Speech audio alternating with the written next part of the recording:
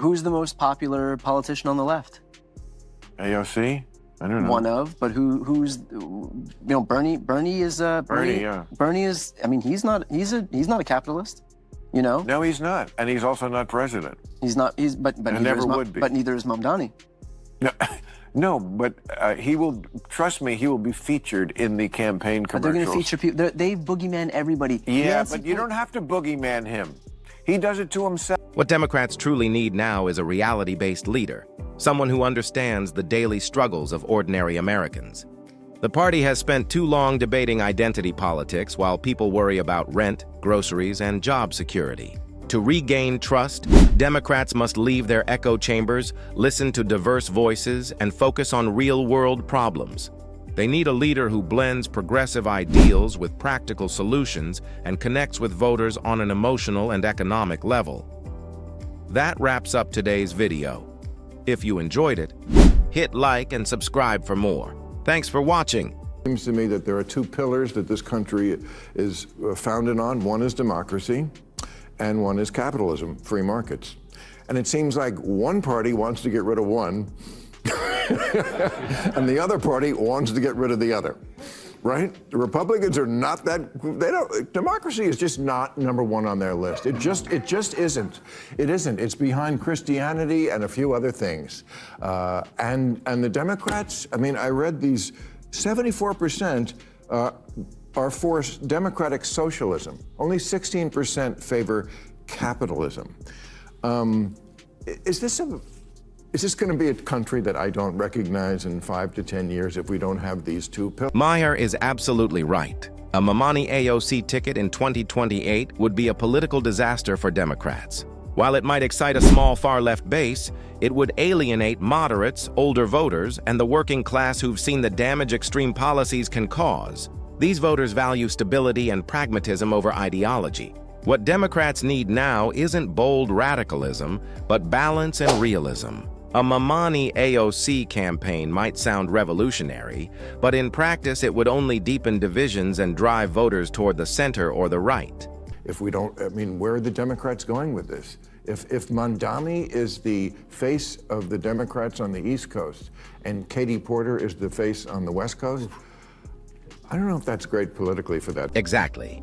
History proves that socialism fails far more often than it succeeds. Yet many young Democrats seem convinced their version will somehow work. But we don't need to repeat the same mistakes.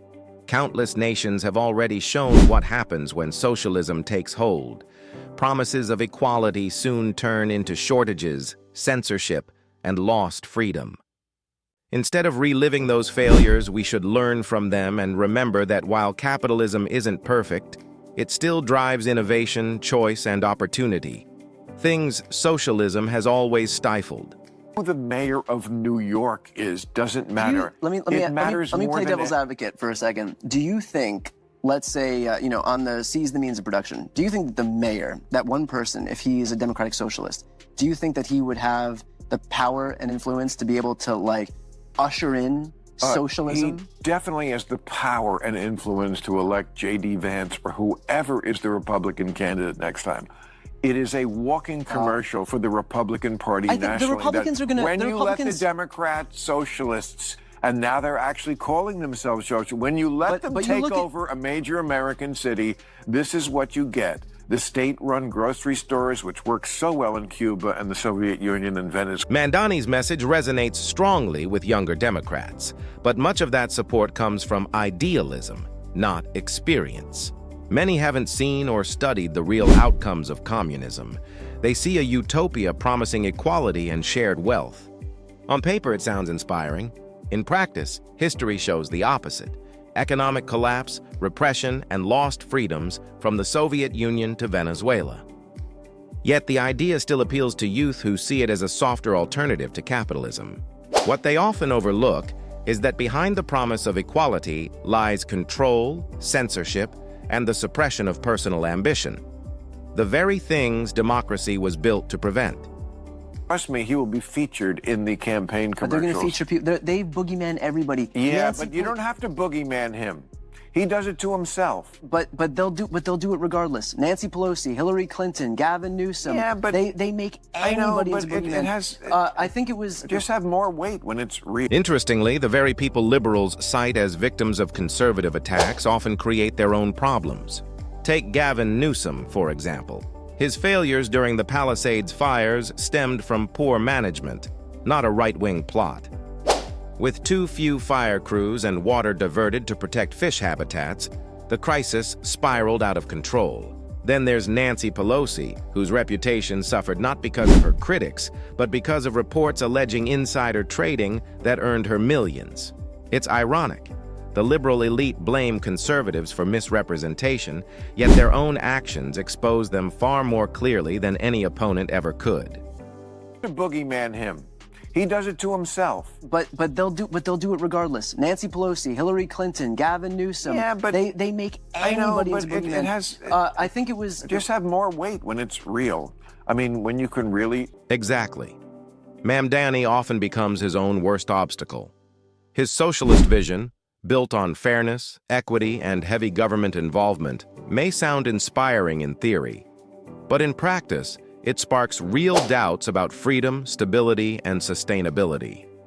While his message energizes a small progressive base, it alienates a much larger share of voters who see it as extreme or unrealistic. In today's optics-driven politics, perception is everything, and Mamdani's bold rhetoric often overshadows his intentions. To many Americans, his ideas feel too radical and impractical for national leadership. It must be horrible for a guy like you, who you spent your whole life talking about how government tries to do too much, which it does, and spends too much. And here you have Trump, who is the Republican, who is aggrandizing more power than anybody, as we just talked about. And on the other side, you have the guy running in New York, Mamdani, right? Okay, who's like a straight-up communist. I mean, he is. He talks about, you know, the things that communists say. I mean, he wants free grocery stores, free buses. I want him to win. You want him to win? Yeah. Bill Maher opened with a sharp warning. Electing Zohran Mamdani could hand the presidency to J.D. Vance or any GOP contender. And he's got a point. When Democrats drift too far left, moderates and independents pull away, tilting the balance toward Republicans.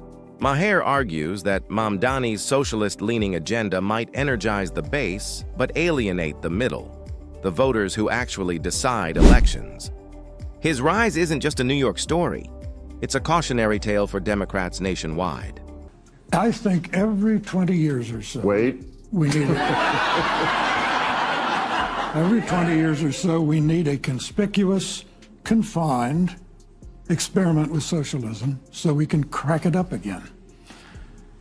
Socialist slogan used to be, workers of the world unite, you have nothing to lose but your chains. The new socialist slogan is, trust us, this time it won't be a... Bill Maher spotlights rising Democrats Zohran Mamdani and Katie Porter, whose agendas are stirring sharp debate. Mamdani's platform, rent freezes, government-run grocery stores, free transit, and higher taxes on corporations, pushes a heavily state-driven economy that critics call idealistic.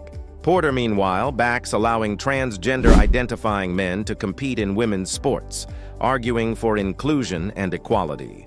Both pitch fairness and progress, yet their proposals raise deeper questions about practicality, fairness, and how far compassion can go before it clashes with real-world limits. When the post-war Labour government in Britain was about to get started, one of their leading lights was a socialist named Nurian Bevan. He said, what could go wrong? He said, we have a nation bedded on coal, surrounded by fish. It would take an organizational genius to have a shortage of either. In 3 years, they had a shortage of both. That's social. Let's get one thing straight. Republicans don't oppose democracy. They want fairness. For years, left-leaning media outlets have relentlessly targeted them, especially Donald Trump, pushing unverified stories and sensational headlines to damage their image. These attacks have eroded trust in journalism and deepened national divides. So it's fair to ask, if misinformation has caused this much harm, shouldn't those responsible be held accountable? After all, democracy thrives on truth, transparency, and equal treatment, not deception.